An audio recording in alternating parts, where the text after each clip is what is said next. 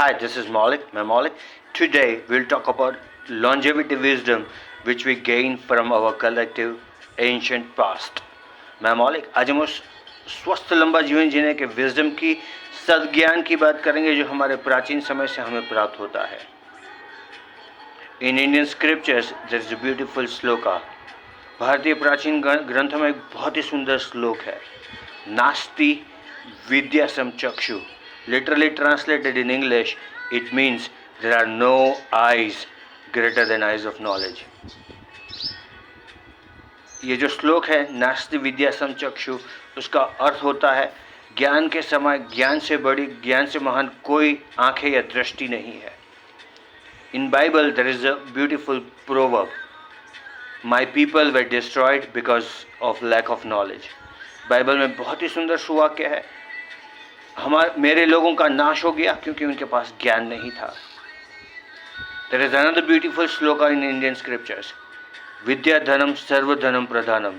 Literally translated from Sanskrit, wealth of knowledge is supreme wealth among all wealth. विद्या धनम सर्व धनम प्रधानम, यानी कि विद्या का धन जो है वो सभी धनों में सर्वश्रेष्ठ है, उत्तम है. In Bible there is another beautiful proverb. How much better it is to gain wisdom and understanding than gold. Bible में दूसरा बहुत ही सुंदर सुवाक्य है. कितना अच्छा है, कितना बेहतर है ज्ञान को प्राप्त करना सोने को प्राप्त करने से. In Indian scriptures and Ayurveda there is the concept of mitahar, that is eating in moderation. भारतीय प्राचीन ग्रंथों में और आयुर्वेदा में मिताहार का कॉन्सेप्ट है मध्यम मात्रा में खाना और पीना. In Bible there is a virtue of temperance, heavenly virtue of temperance. Bible में सर्वोच्च नैतिक सद्गुण स्वर्ग का, जिसको टेम्परेंस के नाम से जाना जाता है, यानी कि कम मात्रा में खाना, मध्यम मात्रा में खाना, मध्यम मात्रा में पीना.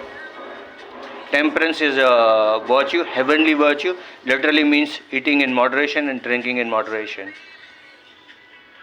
Similarly, in Okinawa, Japan, there is a concept of eating till they are 80% full.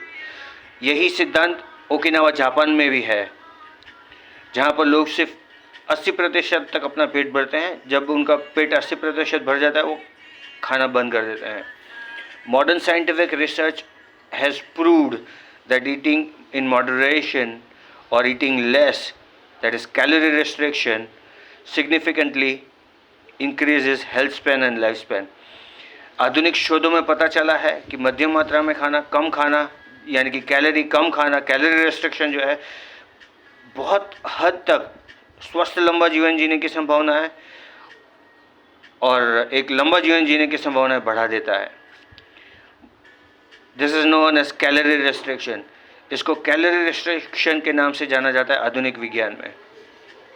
Doctor Valter Longo, who is a longevity researcher, has even written a book longevity diet on this subject. Doctor Valter Longo जो है longevity researcher, उन्होंने इस पर एक किताब भी लिखी है, longevity diet. So you can consider reading that book. आप उस किताब को पढ़ने के बारे में सोच सकते हैं. Choice will always be yours. निर्णय आपको लेना है. As ancient wisdom from Indian scripture says, नास्ति विद्या समचक्षु, that is no eye greater than eyes of knowledge. And as Bible says, how much better it is to get understanding and wisdom than to get gold. और जैसा Bible में सुवाक्य है, कितना बेहतर है ज्ञान को और समझ को प्राप्त करना सोने को प्राप्त करने से. Choice will always be yours.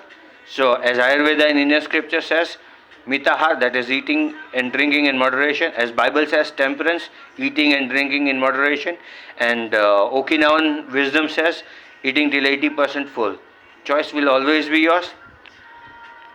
और जैसा प्राचीन भारतीय ग्रंथों से और आयुर्वेदा से हमें सीखने को मिलता है मिताहार, यानी कि मध्यम मात्रा में खाना पीना, जैसा बाइबल कहती है टेम्परेंस, नैतिक सद्गुण, मध्यम मात्रा में खाना पीना, और जैसा ओकिनावा जापान के लोगों का विजडम है मध्यम मात्रा में खाना पीना. निर्णय आपको लेना है. Choice will always be yours. This is मौलिक. Have a great day.